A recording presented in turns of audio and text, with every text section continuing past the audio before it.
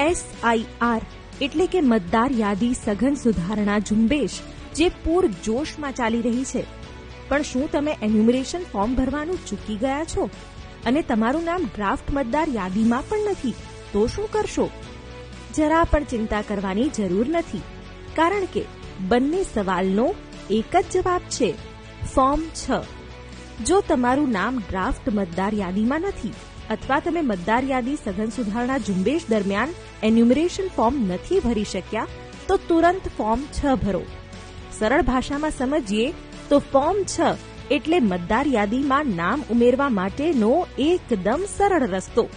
તમારે કરવાનું માત્ર એટલું જ, ફોર્મ 6 ભરો અને સાથે ડિક્લેરેશન ફોર્મ અને જરૂરી પુરાવા સાથે તમારા BLO અથવા મતદાર નોંધણી અધિકારીને સબમિટ કરો.